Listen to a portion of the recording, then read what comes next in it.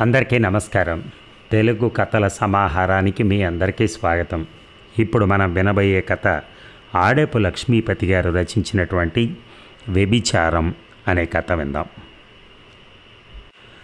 అతడు నన్ను పొదివి పట్టుకుని నడిపిస్తూ ఉండగా మెల్లగా సెలయేరు దాటాం. విస్తృతంగా పరుచుకున్న పూ పొదలతో అక్కడి వాతావరణం మరింత ఆహ్లాదకరంగా ఉంది. సెలయేటి గలగలల్లో సంతూర్ నాదనం వినిపిస్తోంది. ఆ నాదనంలో చక్కని లయ, మధురమైన రాగం ఉన్నాయి. విచ్చిన పూల చుట్టూ తిరుగాడుతున్న తుమ్మెదల రెక్కల జుంకారంలో అదే రాగం ప్రతిధ్వనిస్తోంది. ఆ రాగం, ఆ పాట జ్ఞాపకం వచ్చాయి నాకు. జీవన్ సే బరీ తెరీ ఆంఖే మజ్బూర్ కరే ముజే జీనే కే లియే జీనే కే లియే. అక్కడ గులాబీ తోటలో ఒక వ్యక్తి పాడుతున్నాడు. అతడు చిత్రకారుల్లా అగుపిస్తున్నాడు. గానం ఆపి కుంచె ప్యాలెట్లోని రంగులు ముంచి స్టాండుపై అమర్చి ఉన్న షీటు మీద చకచకా గీయన ఆరంభించాడు. కళ్ళు జిగేల్మనిపించే రంగులతో అనతి కాలంలో పెయింటింగ్ పూర్తయింది. ఎర్రగా మండుతున్న పళ్ళచక్రం లాంటి సూర్యుడు, ముంగాళ్ళు పైకి లేపి లంఘిస్తున్న అడవి గుర్రాన్ని పోలిన ఒక జంతువు, దాని ఎదురుగా వెలుగుతున్న దీపకళిక వంటి ఒక స్త్రీమూర్తి, పాము పడగల్లా ఎగిసిపడుతున్న నీలి సముద్ర తరంగాల నేపథ్యం అదొక తాంత్రిక చిత్రపటంలా ఉంది. ఆ తాంత్రిక చిత్రకారుడి వేషధారణ ఆధ్యాత్మికంగా ఉంది. అవధూతలు ధరించే తెల్లని సిల్క్ అంగరక, మెడలో పొడవాటి కాషాయ రంగు కండువ, నుదుట పెద్ద సింధూర తిలకం, స్టైలిష్గా పెంచిన గడ్డం, మీసాలు. నా కలల ఊర్వశి నీవే, నీకోసమే యుగ యుగాలుగా ప్రతీక్షిస్తున్నాను. మన ఆత్మలు ఏనాడో దైవికంగా పెనవేసుకుపోయాయి. భూతలమ్మేది వ్యాపారంతో మనకు నిమిత్తం లేదిక. గంధర్వుల్లా విహరిద్దాం పద. ఓ ముగ్ధ మనోహర శాశ్వత సౌందర్యమా, ఓ మహోత్కృష్ట ప్రకృతి ప్రతీక, అనంత కరుణారస వాహిని, ఇదే నా అంజలి, చిత్రాంజలి, అందుకో. కలలో పలవరిస్తున్నట్టుగా మాట్లాడనారంభించాడు. కుంచె ప్యాలెట్ విసిరేశాడు. పెయింటింగ్ని గాల్లోకి ఎగరేశాడు. నిద్రలో నడుస్తున్నట్టుగా అడుగులు వేస్తూ తన మోడల్ వైపుగా కదిలాడు. వంటిని చుట్టిన ఎర్రంచు తెల్లని పట్టు చీరలో భుజాల మీదుగా ప్రవహిస్తున్న నల్లని మెత్తటి శిరోజాలతో ఆమె మనసులో స్నానించిన శ్వేత గులాబీ పువ్వులా ఉంది. ట్రాన్స్లో ఉన్నట్టుగా చేతులు ముందుకు సాచి ఆమె తన ప్రియునికి ఎదురు వెళ్ళింది. ప్రేమ పక్షులు గాఢాలింగనంలో అల్లుకుపోయి చుంబన మాధుర్యం ఆస్వాదించడంలో లీనమయ్యారు. సభ్యత మర్చిపోయి, పరిసరాలు విస్మరించి నేను అలాగే వాళ్ళని చూస్తూ ఉండిపోయాను. నా ఒంట్లోని నరాలు తీయగా మూలిగాయి. మత్తు కళ్ళతో నా పక్కనున్న పెళ్లి కొడుకు వైపు చూశాను. అతను ఇంకా దగ్గరికి జరిగిన నా నడుం చుట్టూ చేతులు బిగించి నా చెక్కిలిపై చెంప చేర్చి మృదువుగా రాశాడు. అతని ఊపిరి వెచ్చగా తగులుతూ మాగిన సపోటా పండ్ల కమ్మటి వాసన చిమ్మింది. నా స్థితిలో నేనుండి కుతూహలంగా గులాబీ తోట వైపు చూపు సారించాను. ఆ యువతిని ఇంతకు మునుపెన్నడో చూసిన గుర్తు. ఆమె సావిత్రి. ఆ రసహృదయుడు ఆమెను నలిపేస్తూ ముఖం కప్పిన కురుల్ని వెనక్కి సవరించి ఎర్రంచు చీర కొంగును జబ్బల కిందకు లాగాడు. ఆమె నగ్న భుజాలు బంగారు గిన్నెల్లా మెరిశాయి. ఆమె రూపం మరింత స్పష్టంగా కనపడింది. ఆశ్చర్యం, ఆమె సావిత్రి కాదు, నేనే. నా కౌగిట్లోని పెళ్లి కొడుకు కౌగిలి విదిలించుకుని ఒక అడుగు ఎడం జరిగాడు. ఎవరతను? నీకు అతనికి ఏమిటి సంబంధం అని ప్రశ్నించాడు. నాకేమీ తెలియదు. ఇతడెవరో పిచ్చివాడు. ఇక్కడి నుంచి వెళ్ళిపోదాం పదండి. కంపిస్తున్న స్వరంతో సమాధానం ఇచ్చి అతని చేయి పుచ్చుకు లాగి పరుగు అందుకున్నాను. సెలయేటి ఒడ్డు వెంబడి అలా ఎంత దూరం పరిగెత్తామో తెలియదు. ఆయాసం వచ్చింది. గొంతులో తడారిపోయింది. ఆగి ఒక మొగలి పొద తాపున కూలబడ్డాం. విచ్చుకుంటున్న మొగలి రేకుల నుంచి సువాసనలతో పాటు నాగుపాము బుసగొడుతున్న ధ్వని గాల్లో తేలి వచ్చింది. పాము బుస క్రమంగా పాటగా మారింది. తేరి ఆంఖో కే సివా దునియా మే రఖా క్యా హై. పురుషుడు స్వరంలోంచి శ్రావ్యమైన రాగం మంద్రంగా ప్రవహిస్తోంది. తల తిప్పి పొద వెనకాల చూశాను. అక్కడ పైలట్ ఆఫీసర్ దుస్తుల్లో ఒక యువకుడు తన ఒడిలో తలవాల్చి వెల్లికిలా పడుకుని కిలకిలా నవ్వుతున్న యువతి పాదాల మీద మొగలి రేకుల్ని తుంచి జల్లుతున్నాడు. మెడని చేతులతో చుట్టి అతని మొహాన్ని తన మొమ్ము మీదకి లాక్కుంటోందామె. తొందరపడకూడదు డార్లింగ్, ఇంకొక నెల మా అమ్మ నాన్నలకి మన గురించి అంతా చెప్పాను. వాళ్ళు నిన్ను చూస్తారు, నా ఇష్టాన్ని కాదనరు వాళ్ళు అంటున్నాడు ఆ యువకుడు. ఆ యువతి ఇటు ఒత్తిగిల్లింది. ఆమె వత్సం నా పోలికలే, 2 రూపాల్లో విచిత్రంగా ఉంది నా ఉనికి. చాలా అడ్వాన్స్ అయింది వ్యవహారం. ఎవరతడు? కటువుగా అడిగాడు పెళ్లి కొడుకు. నాకు గుండెలో దడదడమంది. తెలియదు, ఇదంతా మోసం, మనం ఇక్కడ ఉండొద్దు అని చేపట్టుకుని మళ్ళా పరుగులు అంకించుకున్నాను. వెనక నుంచి ఎవరో పకపకమంటూ నవ్వారు. ఆగి చూశాను. ఆమ్రపాలి వలువల్లో సావిత్రి నన్ను వెన్నాడుతూ వస్తోంది. కల్పన, ఆగు, ఎవరిది వంచన? నీదే, నిన్ను నువ్వే వంచిస్తున్నావు. ఆ చిత్రకారుడెవరో నీకు తెలియదా? ఒకప్పుడు ప్రేమించావు, ప్రేమ లెక్కలు రాశావు, అతన్ని పిచ్చివాడిని చేసి వెంట తిప్పుకున్నావు. పూటకు గతి లేని వాడిని, పిచ్చి గీతలు గీసుకునే బికారగాడిని ఎలా కట్టుకుంటానే వెర్రిదానాన్ని తిట్టి నీ అమ్మ నాన్న నిన్ను బంధించి బోధించి నీ మనసు మారిస్తే చివరికి వాడి జ్ఞాపకాలని చెరిపేసుకున్నావు. నీ స్మృతి చిహ్నాలుగానైనా లేఖలు బొమ్మలు వాడి దగ్గర లేకుండా చేసేందుకు పోలీసుల సహాయం తీసుకున్న నీ వాళ్ళు ఎట్టకేలకు వాడిని నిజంగానే పిచ్చివాడిని చేశారు కదే. అది అలా ఉంచు. ఈ ఏరోనాటిక్ ఇంజనీర్ ఎవరో నిజంగా నీకు తెలియదు. అబద్ధం అడకు. అప్పట్లో వాడు నిన్నే మెచ్చానని, నిన్నే కట్టుకుంటానని నిన్ను ఉవ్విళ్ళూరిస్తే వాడితో కలిసి సినిమాలకు, పార్కుల్లో షికార్లకు తిరుగుతూ ఊహల్లో విహంగ గానం చేయలేదు. ఆ తర్వాత ఏమైంది? అతని తల్లిదండ్రులు వదిలిన 3 లక్షల కట్నం డిమాండ్ క్షిపణి దెబ్బకి నీ ఫ్లైట్ క్రాష్ అవ్వక తప్పలేదు. గట్టిగా అరుస్తోంది సావిత్రి.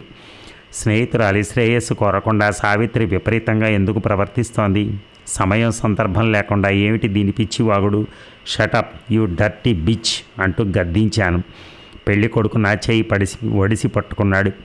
అతని ముఖ కవళికలు మారిపోయాయి. కళ్ళు పచ్చబారాయి. అదురుతున్న పెదాలు విచ్చుకున్నాయి. కూరల్ని బహిర్గతం చేస్తున్న ఆ నోట్లోంచి కుళ్ళిన మాంసపు దుర్వాసన. కెబ్బుమని అరిచి పక్కకు గెంతాను. అక్క, ఏమైంది? లేలే, ఎవరో గట్టిగా పిలుస్తూ తట్టి లేపారు. ఉలిక్కిపడి లేచి కళ్ళు తెరిచాను. స్వప్నలోకం నుంచి వాస్తవ జగత్తులోకి జారిపడ్డాను. నవమన్మధుడా, అతి సుందరుడా, నువ్వు వలచిన ఆ ప్రియుడు. అక్క, ఎవరే అతగాడు? 2 పాటల్ని కలిపి రాగయుక్తంగా పాడుతూ నవ్వుతోంది పెద్ద చెల్లెలు సుమ. ఆవులిస్తూ ఒళ్ళు విరుచుకుని బెడ్ మేయించి లేచాను. ఏదో గమ్మత్తైన కల వచ్చింది లేవే. అష్టావధానం చేస్తూ అమ్మ హడావిడిగా వచ్చింది. ఆయన మతిమరుపు మనిషి అన్నీ తెచ్చాడు, కానీ కొత్త తువాలు, జాకెట్ పీసులు మర్చిపోయినట్టే ఉంది. తెచ్చానని చెప్పాడే, ఈ అల్మరాలో పెట్టాడేమో. అల్మరా తెరుస్తూ నా వైపు చిత్రంగా చూసింది. బాగుంది నీ పని. అదేదో పొడి సోనా మొహానికి రుద్దుకుని 2 గంటలు ఆరబెట్టుకుంటానని చెప్పి చక్కగా నిద్రపోయావేం తల్లి? సరి లేవండిగా. అదిగో టైం 8 దాటింది. అబ్బా, దొరికాయి బట్టలు. సేఫ్ లాకర్లో దస్తావేజులు దాచినట్టు ఇక్కడ పెట్టాడు మీ నాన్న. లేవరేమే, 10:30 కల్లా వచ్చేస్తారు వాళ్ళు. కల్పన, త్వరగా స్నానం గట్రా కానిచ్చి తయారవు. కావాల్సిన వస్తువులు తీసుకొని గదిలోంచి నడుస్తూ మళ్ళీ కేకలేసింది అమ్మ. సుమా, నువ్వు ఇక్కడ ఎందుకున్నట్టు? ఇలారా, వంట పాత్రలు, కూరగాయలు పెరట్లోకి తీసుకెళ్ళు. నువ్వు మామయ్య కలిసి పెరట్లో పోయి ఏ మూలన పెడితే బాగుంటుందో చూడండి. వాళ్ళు 10 మంది దాకా రావచ్చట. అంటే మొత్తం 25 మందికి సరిపడే వంటకాలు సిద్ధం చేయాలి. అయ్యయ్యో, వంట మనిషికి కబురు చేయటం గుర్తుంచుకున్నాడో లేదో మీ నాన్నగారు. ఒరే సూరి, మీ బావగారు ఎక్కడికి వెళ్తానన్నారా? ఎటు పోతే అటే పోతాడు ఆయన.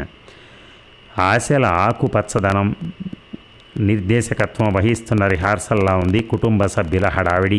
ఇల్లంతా సందడి. పెళ్లికి ముందరి చూపల తర్వాత నిశ్చితార్థపు సందడి.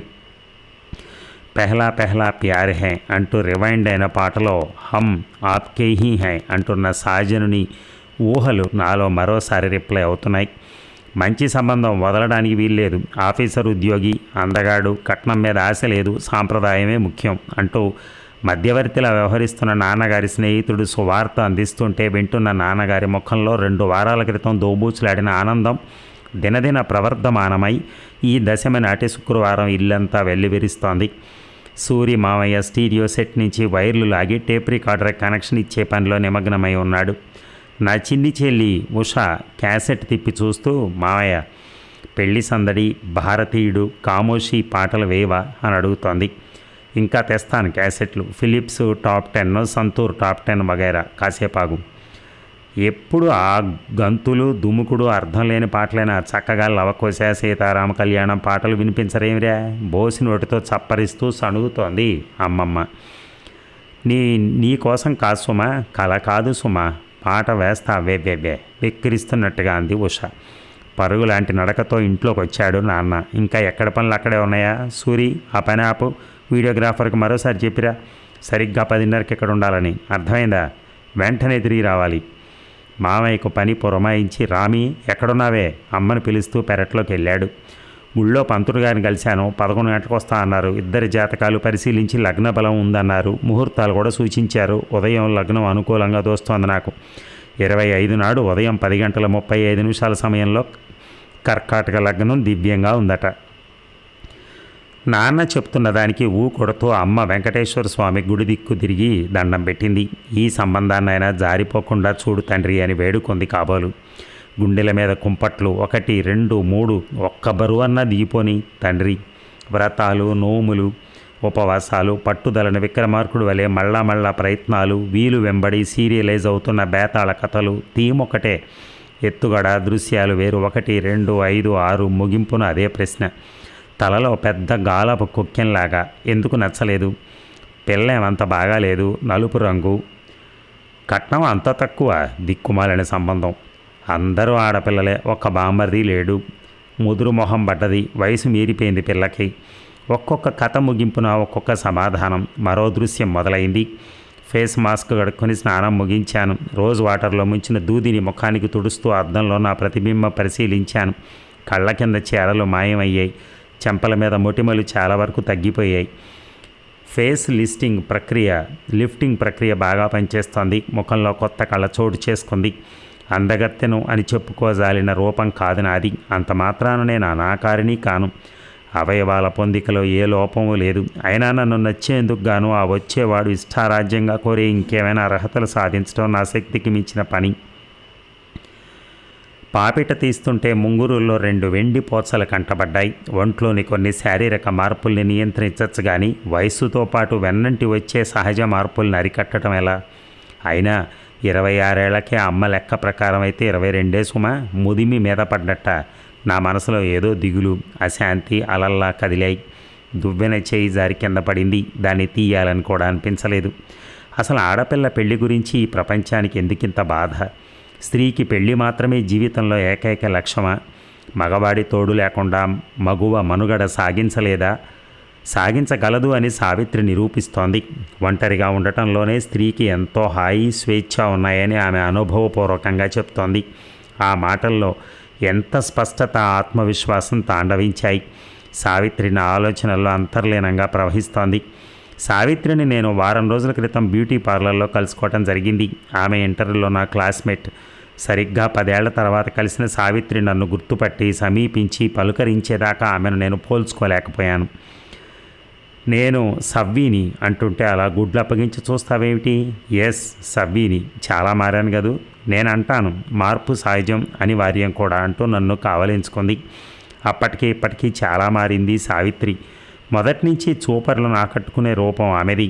వయసుతో పాటు పెరిగిన అందానికి ఇప్పుడు హుందాతనం తోడై హావభావాల్లో జీవితాన్ని శాసించుకోగలిగిన విశ్వాసం, సాధికారత స్థిరీకృతమయ్యాయి. కానీ నువ్వు మారలేదు. You are still in your cocoon. అదే నీరసపు వాలకం, బిత్తర చూపులు. అది సరే, ఇప్పుడు చెప్పు, ఎక్కడుంటున్నారు నీ హస్బెండ్? ఓహో, ఇంకా పెళ్ళి కాలేదు. ఏ మేరీ వాల్స్టోన్ క్రాఫ్ట్, మేధా పాట్కర్ లాంటి వాళ్ళని ఆదర్శంగా తీసుకున్నావా ఏమిటి? అలాంటి గొప్ప ఆశయాలేం లేవు కానీ ఇంకా పెళ్ళి కాలేదంతే. ఐసి, చల్లని ఇల్లు, చక్కని పాపలు, మనసెరిగిన శ్రీవారు అని పాడుకునే కాలం ఎప్పుడెప్పుడు అని ఎదురు చూస్తున్నావు. కానీ పెళ్లి సంబంధాల సంతలోంచి పలుపు వేసి లాక్కుని పోయేందుకు ఎవరికీ ఈ గొడ్డు నదురుగా కనపడటం లేదన్నమాట. సావిత్రి మాటల ధోరణి నాకేం నచ్చలేదు. నా మనసు చివుక్కుమంది. ఇదిగో ఈ ఆత్మన్యూనతా భావనే మన జాతికి చాలా అన్యాయం చేసింది. సావిత్రి నా కుడి చేయి తన ఒడిలోకి తీసుకుని ఆప్యాయంగా తడిపింది. మధ్య తరగతి కుటుంబాల్లో ఆడపిల్లల పెళ్ళిళ్ళకి అవరోధాలు ఏమిటో నాకు తెలియనివి కావు. అయితే పెళ్ళవనంత మాత్రాన జీవితం నిస్సారం అయిపోయినట్టు వాపోవటంలో అర్థం లేదు. పెళ్ళంటే 100 ఏళ్ల పంట. మాతృత్వంలోనే ఉంది ఆడజన్మ సార్థకత. ఆడదానికి అణుకువ, భూషణం అంటూ నూరిపోసి నిన్ను పెంచారే కానీ ఐచ్ఛికంగానో పరిస్థితుల ప్రాబల్యం వల్లనో నీకెదురయ్యే ఒంటరి స్థితిని ధైర్యంగా ఎదుర్కొని జీవితాన్ని ఉన్నదన్నట్టుగా ఆనందదాయకంగా చేసుకునే శక్తియుక్తులు నీకు అందించలేకపోయారు నీ తల్లిదండ్రులు. మీ వాళ్లే కాదు, ఈ సమాజంలో 95% తల్లిదండ్రులు తమ ఆడ సంతానం పట్ల ఇలాగే వ్యవహరిస్తున్నారు. నీ పేరు కల్పన నువ్వు కల్పించుకుని ఈ విశాల విశ్వంలోకి చొచ్చుకుపోయి నీ సుఖశాంతులు నువ్వే వెతుక్కోవాలి. ఆడదానికి ఆడదే శత్రువు అనేది కాలం చెల్లిన సామెత. సాటి ఆడదానికి సహోదరిలా దండుగా నిలుస్తున్న కాలం ఇది. మమ్మీ, నా క్రాఫ్ట్ బాగుందా అని అడుగుతోంది ఎర్రగా బొద్దుగా ఉన్న అమ్మాయి. ఆమెకు సావిత్రి పోలికల్లా ఉన్నాయి. మిగతా ఇద్దరు, ఒక అమ్మాయి నల్లగా నిండుగా, మరో అమ్మాయి సామాను స్థాయిలో సన్నగా. ఓ, చాలా బాగుంది, ముగ్గురు ఇప్పుడు నీట్గా మరింత ముద్దొస్తున్నారు అని నన్ను వాళ్లకు చూపెట్టి, ఇదిగో ఈ ఆంటీకి నమస్తే చెప్పండి ఆదేశించింది. నమస్తే ఆంటీ, ఇక మీరు వెళ్ళి కూర్చోండి, 2 నిమిషాల్లో వస్తాను అని సావిత్రి వాళ్ళని పార్లర్ బయటికి పంపించింది. రత్నాల్లా ఉన్నారు పాపలు. పెద్దమ్మాయి చాలా చలాకీ, నీకులాగే అన్నాను. తతిమ ఇద్దరు తండ్రి పోలికలై ఉండాలి. గబగబా నవ్వింది సావిత్రి. తండ్రి లేకుండా పిల్లలు అవ్వకూడదా స్త్రీకి?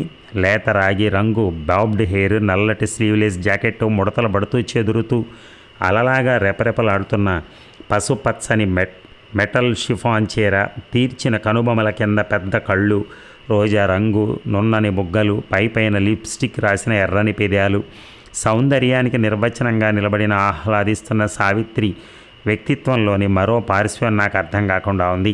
ఆమె ఒక ఇంజనీర్ని పెళ్ళాడి బెంగళూరు వెళ్ళిపోయిందని లోగడ విని ఉన్నాను.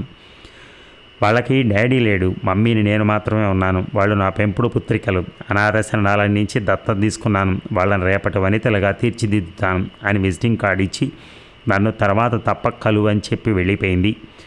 మరునాడు మానవి కూచెరియకు వెళ్ళాను. నగర శివార్లలో కొత్తగా వెలిసిన కాలనీ మెయిన్ రోడ్డు పక్కన ఉంది షాపు. చిన్నదైనా అధునాతనంగా ఆకర్షణీయంగా ఉంది. కస్టమర్లతో బిజీగా ఉన్న సేల్స్ గర్ల్ ఒక ఆవిడ నాకు మెట్లు చూపెట్టి పైకి వెళ్ళమంది.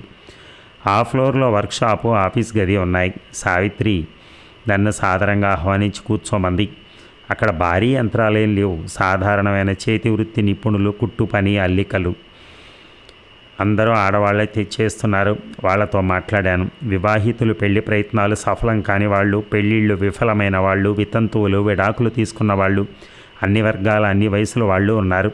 చాలామంది మగవాడి దౌష్ట్యానికి, కుటుంబ నిరాదరణకు గురైన వాళ్ళు, సొంత కాళ్ళ మీద నిలబడి తమ ముద్ద తాము సంపాదించుకుంటున్నందుకు సంతృప్తి వ్యక్తం చేశారు అందరూ.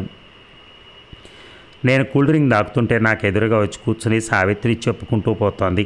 వాడుకలో అర్ధాంగిగా వ్యవహరించబడుతున్నప్పటికీ స్త్రీ మగవాడి సరసన అధమ స్థాయిలో ఉంది. నా స్త్రీ స్వాతంత్ర్యమర్హతి అని శాసించటంలోనూ, దేవుడు ఆదాము పక్కటెముక నుంచి అవ్వను సృజించినని ప్రవచించటంలోనూ, స్త్రీలు మీ సేద్యపు భూములు యథేచ్ఛగా దున్నుకోండి, అనవసరం అనుకున్నప్పుడు ఒక్క మాటతో పరిత్యజించండి అని వాకృచ్చటంలోనూ పురుషాధిక్య భావజాలానికి దైవిక న్యాయ ప్రతిపత్తి ఇచ్చే కుటిల పన్నాగం దాగి ఉంది. స్త్రీ తన శక్తి సామర్థ్యాలు నిరూపించుకోవాలి. మగవాడికి తానెందులో తీసిపోనని నిరూపించాలి. ఈ దిశగా ఆలోచిస్తూ నేటి మగువ తన విధికి తానే సారథి కావాల్సిన అవసరం ఉంది. నా అనుభవం చెప్తా విను. నా వివాహం విఫలమైంది. నన్ను కట్టుకున్నవాడు ఒక త్రాష్ట్రుడు, ధనపిపాసి, ప్రమోషన్ ఆశించి నన్ను పై ఆఫీసర్కి తార్చే ప్రయత్నం చేసిన రోగ్. కాండ్రించి వాడి మొహాన్ని ఉమ్మేసి ఇల్లు వదిలాను. పుట్టింటి వాళ్ళు ఆదరించే స్థితిలో లేరు. ఏది దారిని ఆలోచించాను. పట్టెడన్నం మెతుకుల కోసం వివాహ బంధంలో ఇరుక్కుని మగవాడి కాళ్ళ దగ్గర కుక్కలా పడి ఉండాల్సిన భారత నారి దుస్థితి నాకు అప్పుడు అవగతమైంది. బొంబాయి వెళ్ళి ఒక స్నేహితురాలింట ఆశ్రయం తీసుకున్నాను. ఆమె నన్ను ఒక సంపన్నుల ఇంటిలో ఆయాగా నియమించింది. తిండి, గుడ్డ, నీడ దొరికాయి. ఆ ఇంటి యజమాని చాటుమాటుగా కాల్ గర్ల్స్తో తిరగటం నేను గమనించాను. చక్కని భార్య, పిల్లలు, సాంప్రదాయకమైనటువంటి కుటుంబం. అయినా వాడు బయట రుచులు కోరేవాడు. మగవాడికి శీలం అక్కర్లేదు. ఆడదానికి మాత్రం శీలం ప్రాణం కన్నా ముఖ్యమైంది. వాడు ఎందరితో అయినా పోవచ్చు. ఇది మాత్రం ఊహల్లోనైనా పరాయి పురుషుని తలచకూడదు. ఇది మన సమాజంలో ద్వంద్వ ప్రమాణాల ప్రాతిపదికతో రూపొందిన నైతిక విలువలు. ఒక కాల్ గర్ల్ను పరిచయం చేసుకుని ఆ వృత్తి గురించి తెలుసుకున్నాను. నువ్వు పనికొస్తావు, డబ్బు బాగానే గిడుతుంది, కానీ కక్కుర్తికి పోకుండా ఆరోగ్యం కాపాడుకోవాలని సలహా ఇచ్చి వృత్తి మెళుకువలు బోధించింది. 3 ఏళ్లుగా కాల్ గర్ల్గా బతికాను. ఆ వృత్తి ఒక రొంపి. మగవాడికి శరీరాన్ని ఎరగా అప్పగించి పరాన్న బుక్కుగా బతకటం రోత అనిపించింది నాకు. ఆడదానికి ప్రకృతి సిద్ధంగా సంప్రాప్తించిన బుద్ధి, కండ, గుండె ఉన్నాయి. ఈ వనరులను వినియోగిస్తూ జీవించడంలోనే హాయి, తృప్తి ఉంటాయని యోచించి ఆ వృత్తికి గుడ్ బై చెప్పాను. దగాపడ్డ చెల్లెళ్లకు చేయూతనిచ్చే సహోదరి సంస్థ నిర్వాహకులను కలిసి వాళ్ళ ఆర్థిక సహకారంతో ఫ్యాషన్ డిజైన్ కోర్సులో చేరాను. కోర్సు పూర్తయ్యాక ఈ రంగం ఎంచుకున్నాను. ఇప్పుడు నేను హ్యాపీగా ఉన్నాను. వింటున్నావా కల్పన? ఇన్ని మలుపులు తిరిగిన నా జీవితంలోంచి నిన్నేమి నేర్చుకోవాలనుకుంటున్నాను? ఆడది అబల కాదు, అంతర్గతంగా ఎంతో శక్తి ఉన్న సబల అన్న వాస్తవం గుర్తించమంటున్నాను. ఇంకో సంగతి, నన్ను పెళ్ళాడటానికి పరిచయస్తులు కొందరు ముందుకొస్తున్నారు. పెళ్ళి అవసరం నాకు కనిపించడం లేదు ఇప్పుడు. నిజంగా సావిత్రి తన విధికి తనే సారథి, తన జీవిత నౌకకు తానే కెప్టెన్. మరి నేను మోగగొడ్డులాగే ఉండిపోవాలనుకుంటున్నాను. ఇదేం చూద్యమే అమ్మాయి, అద్దం ముందు అలాగే కూర్చుండిపోయావు, అవతల టైం అయిపోయింది. ఒంట్లో బాలేదా అని అడిగింది. అమ్మ, నాకు ఈ పెళ్ళొద్దు అన్నాను. పిచ్చిదానా, భయపడకు, శకునం బాగుంది, అన్నీ కలిసి వస్తున్నాయి. ఈ సంబంధం ఖాయమై తీరుతుంది. నీకు రాణివాసం రాసిపెట్టుంది. ఏదో గుంజాటన నిస్సహాయత నాలోనే. అవన్నీ నేను చూసుకుంటాను. నువ్వు ఉషా ఇక్కడే ఉండి అక్కను ముస్తాబు చేయండి. ఇక వీడియోగ్రాఫర్ ఇచ్చాడా? హాల్లో కూర్చోబెట్టండి, పంతులు గారు వస్తూ ఉండొచ్చు. నాన్న, ఒక్క మాట, పెళ్లి కొడుకు వాళ్ళు రాగానే నేను అతనితో విడిగా మాట్లాడాలి. నాకు అవకాశం ఇవ్వండి, లేకపోతే నేను ఈ గదిలోంచి బయటికే రాను. 5 నిమిషాల తర్వాత ఇంట్లోకి వచ్చాడు నాన్న. ఆయనలో మునుపటి ఉత్సాహం లేదు. మధ్యవర్తి స్నేహితుడి నుంచి ఫోన్ కాల్ వచ్చింది ఆయనకి. దీనంగా ఉంది వదనం. అందరూ కొయ్యబారిపోయేలా విషయం చెప్పాడు. వాళ్ళు రావటం లేదు, ఇక రారు కూడా. మన అమ్మాయి స్నేహాలు మంచివి కావని ఎవరో చెప్పారట. కళ నిజమైంది. జీవితం ఒక పేడకల కాకుండా కాపాడింది. ఏం మాటలే అవి? ఇక ముందెప్పుడు నన్ను తార్చి స్వయం తృప్తి పొందే ప్రయత్నం చేయకండి అంది. ఏం మాటలే అవి? నిజమే మాట్లాడుతున్నాను. ఎవడెవడితోనో పెళ్లి చూపులు ఏర్పాటవుతాయి. వాడెవడో నాలో ఆశలు రేపుతాడు, ఊహల్లో తిరుగాడి కళ్ళల్లో చేరువవుతాడు.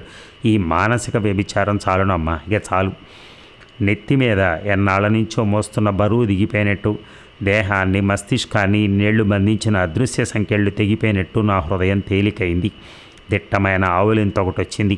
ఒక గంట సేపు కలలు రాని కునుకు తీయాలి. నేను నా గదిలోకి వెళ్తుంటే నాన్న సుమ వైపు చూస్తూ అన్నాడు, సుమ, నువ్వు అక్క వెంటే ఉండు. నాన్న, మీరేం భయపడకండి.